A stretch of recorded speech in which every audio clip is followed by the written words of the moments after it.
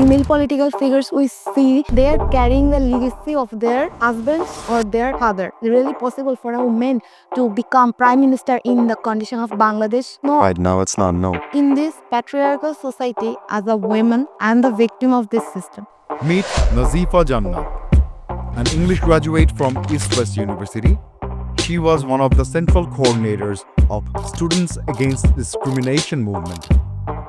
She is also the incumbent treasurer of Bangladesh Students Union. India is no more allowed to make any unfair settlement with Bangladesh. As they say, opium for the masses, right? Religion is the opium. Today, we talk about the reasons behind the lack of participation from female students in leadership in post-uprising Bangladesh, India and Bangladesh relationship, and get to the root cause for the apparent lack of unity amongst the students.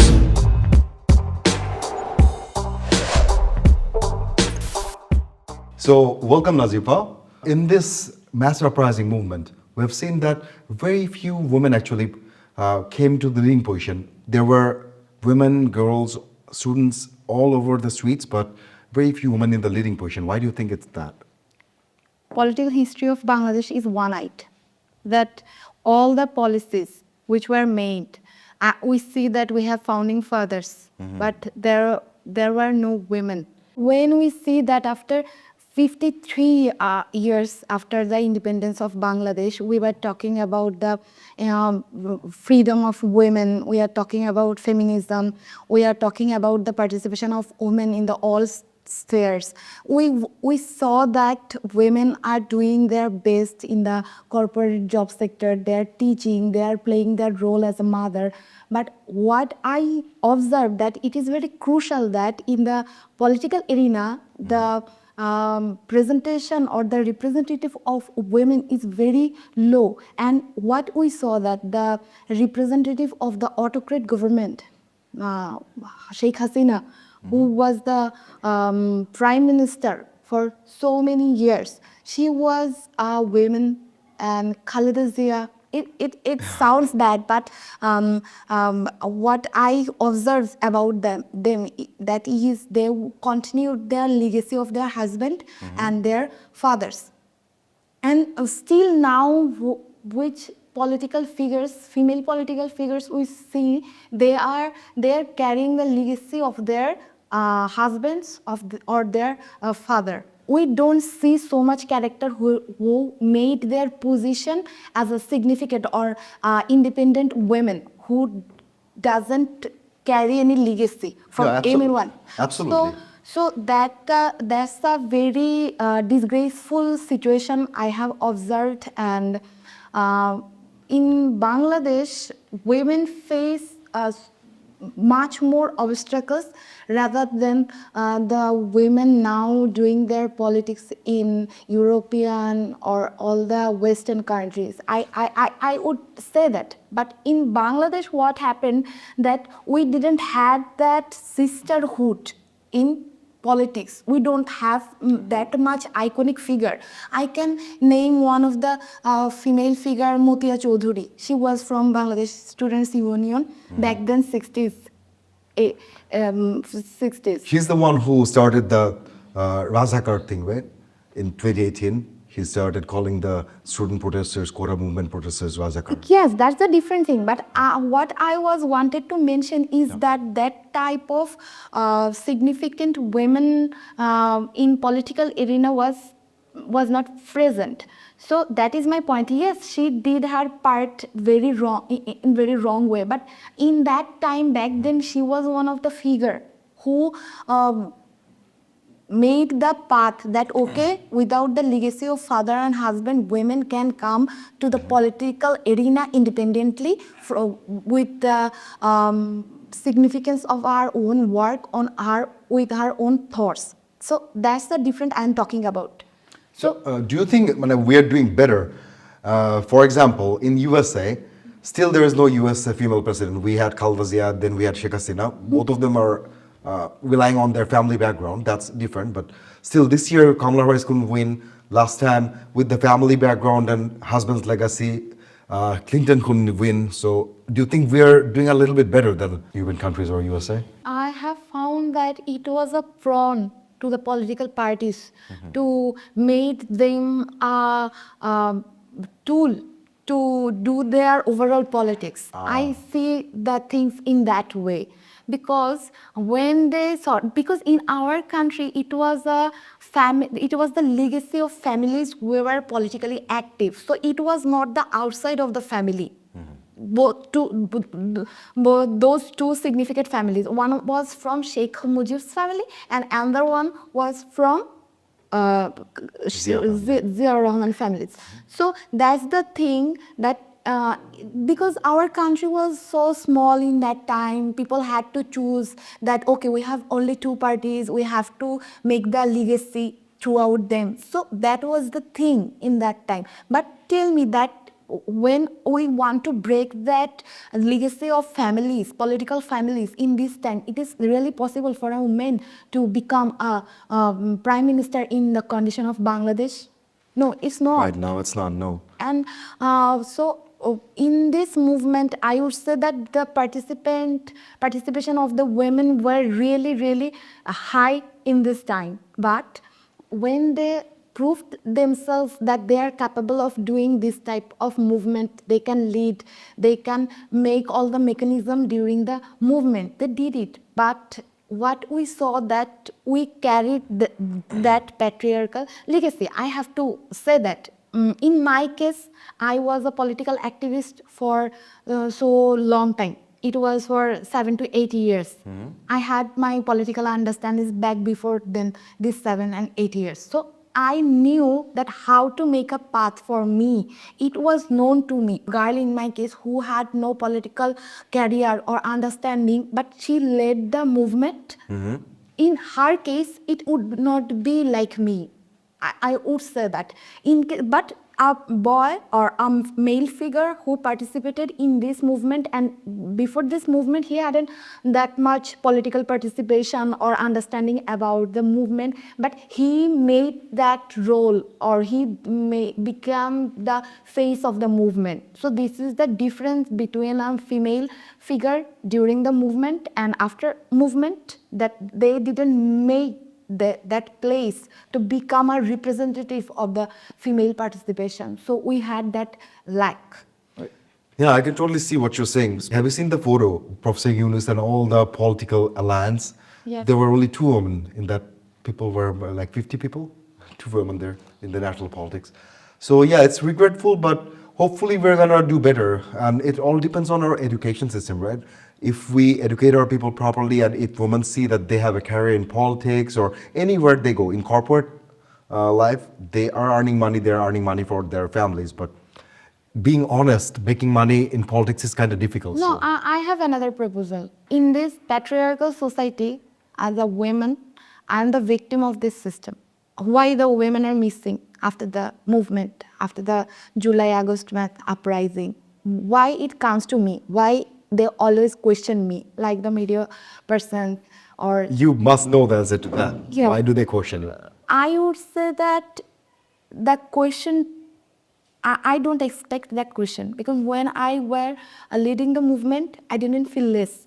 No, you weren't. I didn't feel less. But after the movement, this type of question made me feel that somewhere as a woman, I'm less, because they mention it as a woman. Biologically, you are a woman. So it hurts me. I get hurt because I don't have that confusion about me, but they made me feel like this. So I want to change the position. Like, I want to say that, okay, let's do it in opposite manner. That if I am a victim of this patriarchal mindset, misogynist mindset, then you are a male. Then you tell me you are having facility in this patriarchal society. So what are you doing to make this ground fair? What is your thinking that how you can make this ground fair to sit and talk about that? Okay, here women had to compromise. They are doing compromise, but as a male, this is my responsibility. I am doing these things to minimize these inequalities. What is your offering from your end? I don't know that. Okay, but I know already I'm victim of this Definitely system. you are. Then why it comes to me? It needed to question them that why this happening.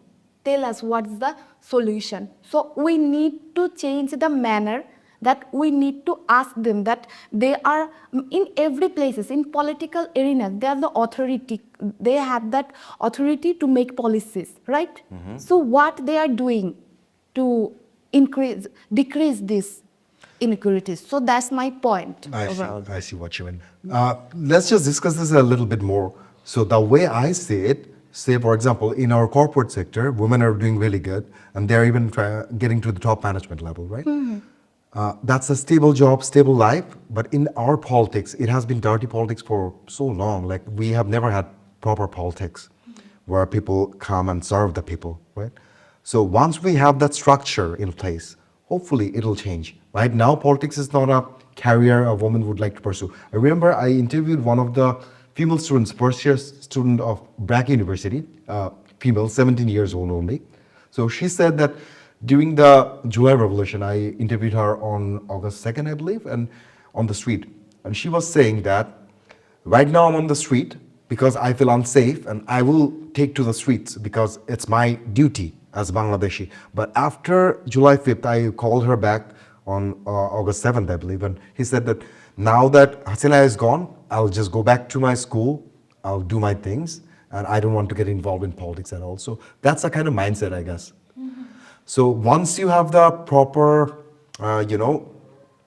stable lifestyle where one can afford to become a politician, regardless of that person is a man or woman, then it might change. But now it's a good time now that we have an interim government, we can change things up, right? Afterwards, we can change the culture, we have to. We cannot really go back to the culture of old politics anymore. So that brings me to my next question. You have been a student union activist for a long time now. You said 7 or 8 years. So what is student union's position in New Bangladesh? Opinion of my organization is that when we had the movement till we made 5th August. After 5th August, we had a meeting with Liaju committee, and we had an agreement like that. 12th of August, right? Yes, after the movement, and we have talked about it that we will observe 1 month what is going, and we will take note, and after then we will sit together and we will make our upcoming decisions together. That was a call of unity. Okay, so and as a student from our end, Bangladesh Students Union, we had in that time in our organization there were different opinions about joining this meeting because it was about the participation of Bangladesh Chhatra Shibir. Because I am explaining why is it, because you know that they are liable for the genocide in 2024, right? There. So we are talking against them, and Chhatra League also participated in that in that, what can I say Massacre. in that massacre, and all about made us feel like that, okay, say no to Chhatra League and Awami League, right? So back then, and you tell me after 10 to 15 years or 20 years after, when Chhatra League will, again, let's say that, okay, they are not banned anymore after 20 and 30 years, then they want to come back to politics again. So, well, in that time, we have to have that settlement with them that you were liable for this kind of wrongdoings. Now you want to come back. What is your offering to what are the things you are offering that you have reconciled yourself? You are accepting that, okay, you have done wrong, now you are feeling sorry and you will want to participate again, right? That's the thing. In case of Bangladesh Chhatra Shibir, we also have that question that in 1971 you were also that liabilities to operate genocide in Bangladesh with the help of Pakistani military Yes. corps. So now you want to come back in the political arena. So what is your offering? Did you reconcile? Do you have that feeling of sorry? Did you no, you have talked about it? You But have any statement? Aren't you talking about Jamaat Islami in general? Chhatro Shibir wasn't there at that time, though. Was it? No, they had not only Bangladesh, back then Bangladesh Jamaat also had different name. Yes. Chhatro Shibir also had different name, but they carried the legacy. We all But they're know not that. the same people, though. 53 years ago, and the students that are on Chhatro Shibir, they're Yes, 24, but 25. that is the question of genocide. It's Definitely. not a silly thing. It's not. Back then, 1971, it was we just can imagine what happened back that time. I know many people from that time. I have my personal. I had personally my grandmother telling me the story back then what happened. My aunties told me what happened. So I know, and in this time that's the question. Okay, we heard stories about it. That's the different story. But when we talk about these things, genocide, when Bangladesh Awami League will try to come back to politics, what will be their saying? They have to make this point clear. What is their position in case of genocide? Okay, that's one thing. And now I have another question about them.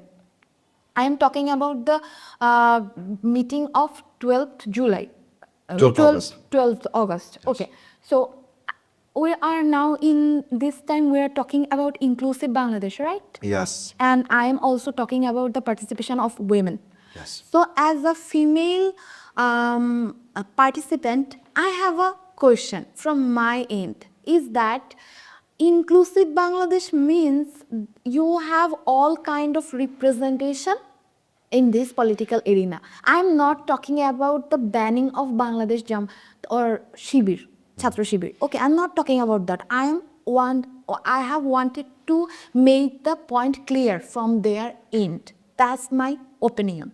Okay, this is a new political settlement. We are talking about new political settlement. Exactly. So I have to be clear about their position. And in this case, in the case of inclusiveness, you're talking that we will be a force of inclusiveness. We will be an inclusive force. But in your party and in your student organization, there is no representation of women. There is no representation of people from different religion. But in Shibir, there are lots of women, lots of female students who actually do Chhatro Shibir, right? No, in Chhatro Shibir there are different. The Shibir Shathis, that's what they call them, and there are a lot of female students involved there too. But you see that, did you know? Not in leadership position. Not. Do you know anyone from Chhatro Shathi? I do know one person, yeah. I do know one person who is but yeah. it can be can be your personal Exactly. contact. But the way I made position as a student leader of Bangladesh Students Union, any women from Chhatro Shathi, Shibir Shathi. Shibir Shathi, they have any representation? Not really. Let's just move. Yeah. So what I was talking about, that in case of inclusiveness, when we talk about it, we have to be that inclusive force. I am our exclusive force who has exclusive phenomena or exclusive characteristics. So that's not a problem, I'm saying. But I'm saying that you are talking about inclusiveness. So you are an exclusive force. How would you contribute to an inclusive society being an exclusive force? That's my question. I totally see where you're coming from. But wouldn't it be easier to get into the dialogue table have the conversation going, so you can make your point to them, so they can change themselves or at least take it into account. Wouldn't it be better if you get into the table for dialogue instead of just rejecting, okay, Shibir is here, so we're not going to join the coalition? No, not only that. It is from the end is that Bangladesh Chhatra Shibir. It was not only the I was talking about that we didn't sit together. It's not true. We sit together. In that meeting, Shibir was also present. We joined the meeting. We were present till last time. But after this time, when you are talking about the last meeting of Bangladesh Students Against Discrimination, Yes. the call for unity, Yes. the students' organization. So in that case, we would like to say that when it is from people are saying like that or this or that, what I heard from that is that after that 1 month, all the decisions were made without the conversation. That conversation we made on August 12th August. After that, we waited for 1 month, and after that, we didn't have any dialogue. We didn't sit together, those 34 organizations. And after that, when after 5th August, it's now 5th of December. 5th of December, and 4 months. after this so long time, we had to arrange this type of arrangement or meeting. So in this time, in this time of It's a crisis time. no, it's not crisis time. In this duration of time, this, every political student organization didn't continue the unity, and they streamed in their own periphery. They made their own political lineup. So it had to happen after 12th September. After 1 should have. month, it should have happened after. So when we see that in this time, the Chhatra Shibir and Chhatra Dol had clash with each other, and they were against each other. So they had a mood of confrontation in different places. So we had to say, and another thing is point to be noted. I need to say that is when Dr. Yunus called up the student organizations. He could call up, like the political parties he called up, he could call all the student organizations, and they could arrange a meeting together. So why they need to make student against discrimination a via? Well, Professor Yunus said it multiple times that the students against discrimination, or the students, as he said it, they put me in the chair of chief advisor, so I answer to them. Something like that, isn't it? No, not only them, because in this movement, the students against discrimination is not a single entity, right? There were different political parties, student organizations. They were They were, there. yeah. They were there. Say, for example, Umama was from Chhatra Federation, right? Yes. But she quit that, and now she is just doing SAD.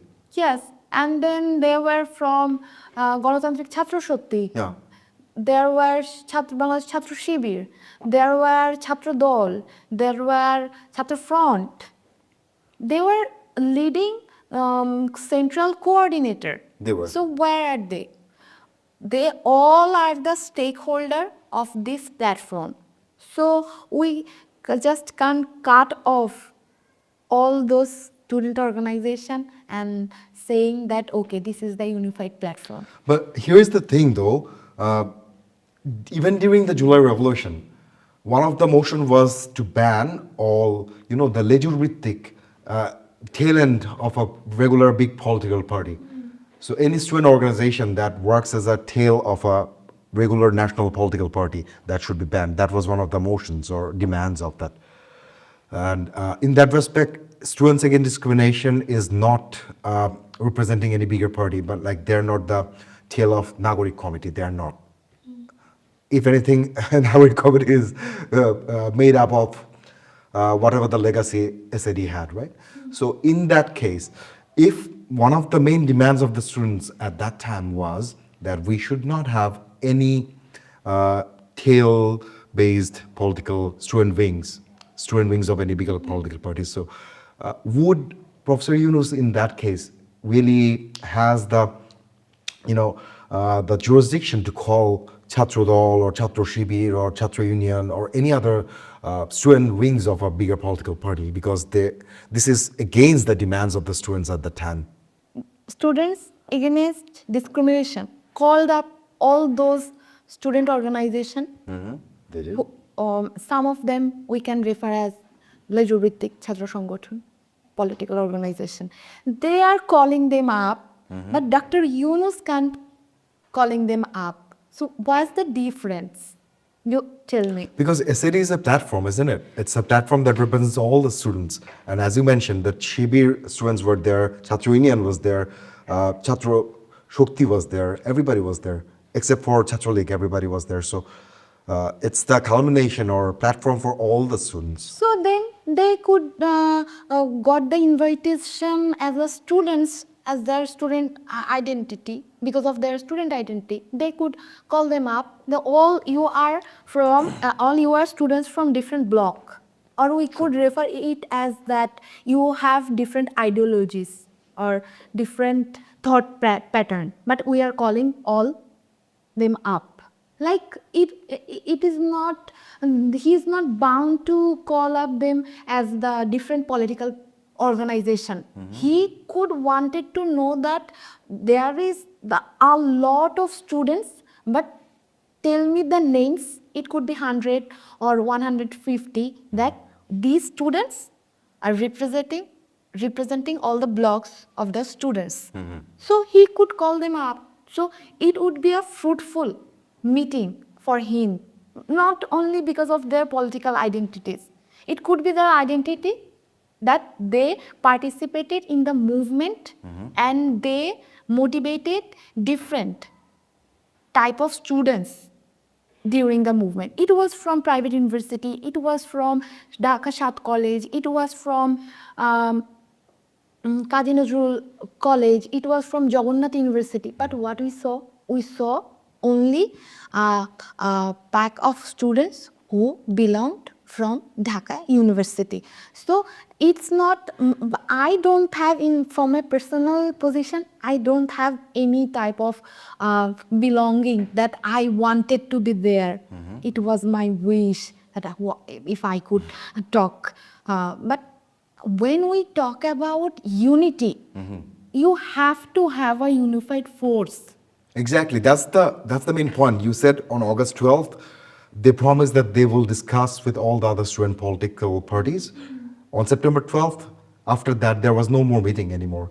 Everybody was busy and they were trying to form their own political party or platform, whatever, based on Dhaka University mostly, right? So would you say that it's the coordinators or known coordinators of the Students Against Discrimination, they were actually responsible for bringing the unity among the students? Would you say that? Because now we can see that Chhatro Dol, the biggest student wing of the biggest political party, they didn't participate. Chhatro Union, the left-leaning political party from the students, they didn't participate. And even with the meeting with Professor Yunus, the chief advisor, nobody was allowed. Only the current meal of or whatever, whoever is in with Students Against Discrimination, whoever they choose as their kind of nepotism, you can say that, whatever you may want to call it. But at the end of the day, only very selected few of a close-knit circle, they were called up because they're identified as they represent all the students of Bangladesh. Would you say that this is actually breaking the unity? What I saw is that in this platform, there are various types of student. There is no single value or political thinking. So circulating all those thinking pattern and political understanding in one point, it is really difficult. But then again, what the amount of effort, I wanted to say that word. I see. They needed to deliver, it was not enough. Yeah, I totally agree with you. And I think maybe there is a lack of leadership, especially with Asif and Nahid in the government. They are not talking that much. So maybe that's happening. Because during the protest in July and August, we saw that they were in the leading position and whatever they were saying, everybody was getting behind them. But now they're in the government. So maybe that's one of the reasons. But again, now everybody is calling for unity, as we all know that India has been propagating against Bangladesh relentlessly. Especially they're talking, going on and on about Hindu killings or massacre even. That's what they're saying. And for that, in order to fend off that kind of propaganda internationally that tarnishes Bangladesh name, we do need unity. That's why we saw Professor Yunus called for national unity. SAD wanted to meet up with all the student parties, even though they didn't follow up with their August 12th meeting. So now do you think, now is the time, because after August 5th, we have had several months, all the political parties and citizens, they went about their own business. Political parties wanted to campaign for election. We saw on August 7th, BNP called for election within 3 months. So that kind of things happened, but now those 3 months are gone and we are still in an era where interim government is still there under Professor Yunus, right? So now do you think we should all the citizens, not just the political parties, not just the students, we should all get together and get behind our government that we put in there after the July Uprising? Should we all get together and, build a nation? How can we do it? Because that's the only way forward, I think. The government of India, especially the Indian media houses, are very fond of conspiracy theories. Sure. They are doing at their best to make it possible the way they show Bangladesh, that is a wrong way. Because first of all, one thing is that in their country, Muslims are the minorities, right? Yeah. We see that the way they oppress the Muslims in India. We have all those evidence. During different movements in India, they oppressed, and we all know about the historical event of Babri Masjid. That was the pillar of BJP. Yes. To come to the power. So the way they oppress the minorities in their country, see the irony, they see the hypocrisy. Now they are talking about I would say that they are wanting to play the minority card in Bangladesh to make or to enrich their voting box, because in their country BJP has that extreme Hindutva body. They're like Zionists. They have that thinking in their understanding that if they can show that they are doing a lot of things in favor of the Hindus in Bangladesh, they will gain their voting box. And they always have done that. They always have done that in their country. We saw that in last time before the election, Modi went to a temple wearing a Gerua clothing, and he had that type of impression that he is the messiah of the country to save their religion, right? But what they are doing, they are seriously marginalizing the Muslims in their country. So when they talks about the Muslims, Hindus in our country,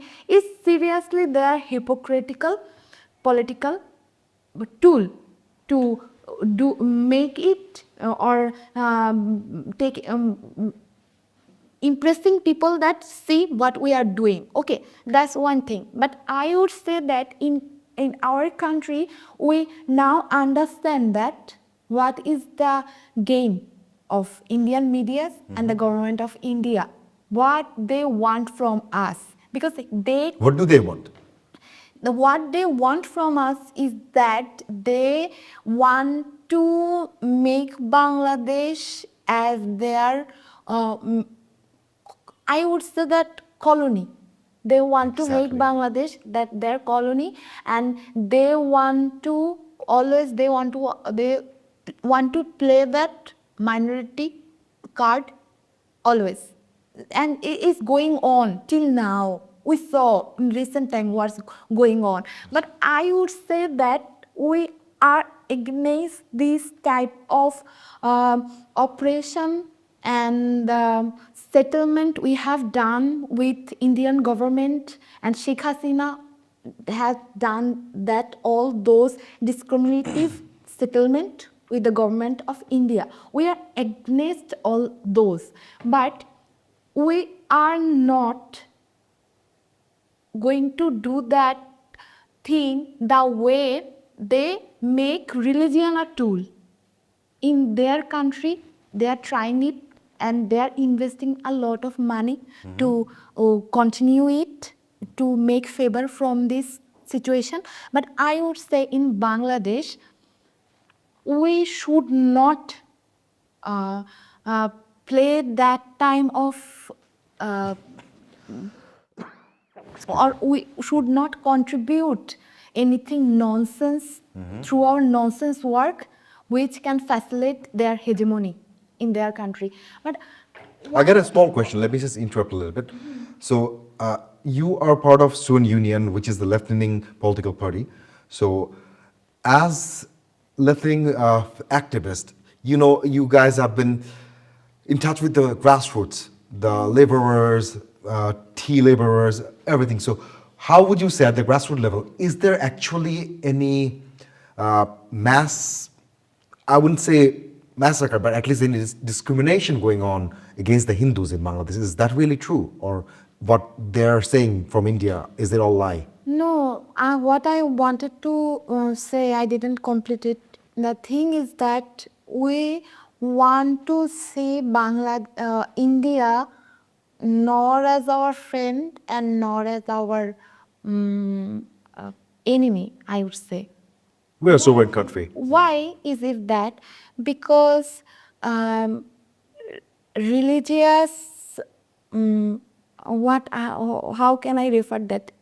Would I refer it as craziness? I can say that, okay.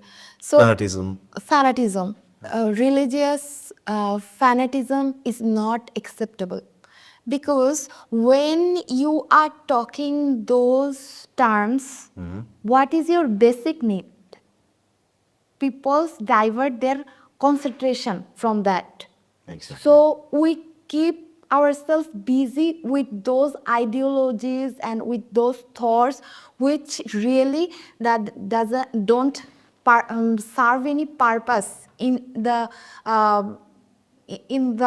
enriching or in growing our the need of basic wanting or our basic demands. It As is they say, opium for the masses, right? Religion is the opium for the No, masses. I would not say that opium. This type of conversation we have done for so long, it didn't give us any fruitful outcome from all those things. We are seeing that it's all these things or all this conversation can contribute. It can just make only a chaotic situation, and one chaotic situation is the beginning of another chaotic situation. So this is how we are going on. So I would say that India is not our friend or not our enemy.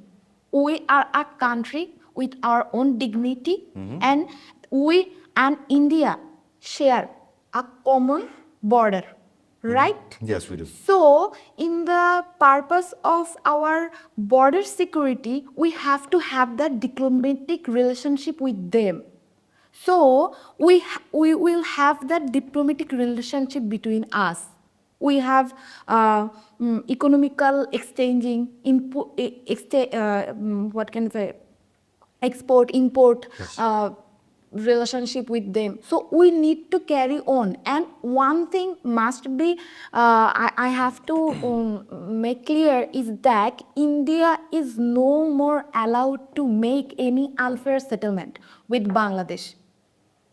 It is not going Never to like happen. Hasina's term. No, never. It is not going to happen anymore because we are an independent country. They are also an independent country. So we will have a fair ground to make our relationship keep, or we have to keep going with that fair relationship. But I would say that if we always create that buzz that India is our enemy or India is a enemy country, that will not contribute to any structural or any fruitful outcome. Because I have to be diplomatic. When you replace an unreasonable word with a reasonable demand, then you can find the positive outcome. So many times we have created that buzz. Does that make any sense? Okay, I get it. They are our enemy. But what that is giving to me? What is the purpose of saying this? In terms of that, if we say that many times that, okay, all the unfair settlements, they have to now call it off. They have to call it off, all those unfair settlement, and then we can sit and we can have a dialogue that we will settle down for a fair ground. And this is the end of all unfair conversation or unfair agreement. So we have to end conflict and find solutions, peaceful solutions. Yeah.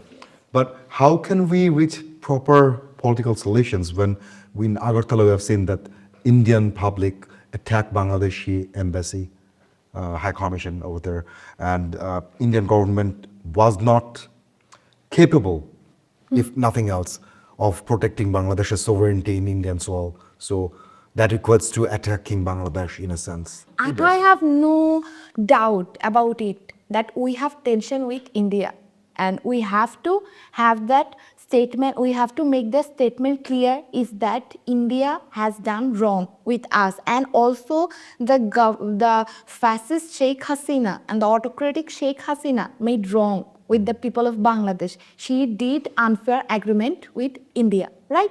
We're clear about that. And now they also have that hegemony. Still they are trying to put that hegemony the way Sheikh Hasina wanted to keep continued that polarization in the people of Bangladesh, right? India, Divide and rule. yes, divide and rule. So still now India has that, and the media house of India has that tendency. We are observing that. But I would say that then again, we will keep continue. I am not talking against the protest against India. I'm not telling about that. I would say that. Still, I am saying that. Seriously, in case of my national interest, I would never stop saying that No, you are you- doing wrong. Yes. But the thing is, no, it's not a but. It would be beside the protest, beside the my disagreement with them. I have to be diplomatic, and the common people of Bangladesh, they have to be diplomatic stand, because that if we want to be a solvent country on our own and a reasonable citizens of Bangladesh, we have to have that clear understanding that we have the priority. It is a priority, but it is not all the priorities of this time. We have so many other words to. Well, you were very scattered. We are not really focused on. Yes, we can't focus, and all this chaotic situation is taking all our concentration, and we are not the spirit we had during July, August mass uprising. What all the promises still we need to make complete So we had to do all those promises. We have to keep all those promises, right? have to, yeah. We have to. So for the sake of those promises, we have to have that understanding. But it is not the situation that we will keep continue over and over about this situation. That is my point. Let me just give you an example. Say, for example, most of the left leaning political parties in Bangladesh, they always blame United States for many of the things. Markin Saম্রাজ্যবাদ, that's the term we use here. So similarly, if the government, not the government, if the regular people, they want to use Indian flag as doormat, and if Indian people want to use Bangladeshi flag as doormat, that's their business. But whenever you attack a high commission, that's directly attacking the sovereignty of a different country, right? So after that, can we really call India not just our enemy, not just our friend, just somebody, or are we on track maybe to a war with India? No, not really. I don't. I will not ever support anything like that, because you have to have that understanding and clarity how to minimize problem. Okay, because in our this doomed world, still now we are watching the horrifying scenarios of Philistine. Every day they are dying, they are being killed. So in a world like this, why we would think, even we would have that type of thinking that we will do something like that, who will create a war between these two countries. I'm not actually not propagating it, but if we have to defend ourselves, if the Indian army just comes over, then we have to defend ourselves. There will be a war if that happens. That's what I'm referring to. That in such a case. No, I think that we need to have that dialogue. That during the this incident from Dr. Yunus, it was a very positive move that he asked for the High Commissioner of Indian Embassy, and he came and they talked about it and they found some solution about it. I know that they arrested few of them Chinmoy. who were not Chinmoy, who were connected with the incident in Agartala, and they sacked 3 police officers. So that was a good move. So I would always say that to make peace and harmony, we have to know, we have to have that mechanism how to minimize problem. So in that case, we are in a situation in like that. India behaved, the policies of India had so brutal toward us that we suffered for it. Really, I still remember Abrar. He was the iconic character who were the sacrifices of those type of chaotic situation or chaotic policies of Sheikh Hasina. She made those monsters from Chhatra League. And the overall policies of our league made those monster in Buet who killed Abrak. As a country with dignityful citizens, they have to have that understanding that what is now our national priorities, how we can make better this country that were before that Sheikh Hasina made us behave like, or what Sheikh Hasina made us think that we couldn't able to think that I am a citizen of this country with dignity. I felt less as a Like a citizen. servant, second-class citizen in our own country. Okay, so right now, I think it is our first priority is that we have to bring back that situation where people will have their human dignity.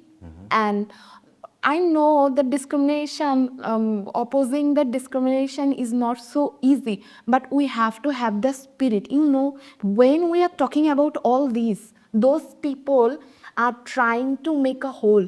or time to hammer our unity or our position right now we are having, they are working in their own, for their own interest. They are doing it, but we are keeping ourselves busy with all these things that is not contributing in our greater purpose.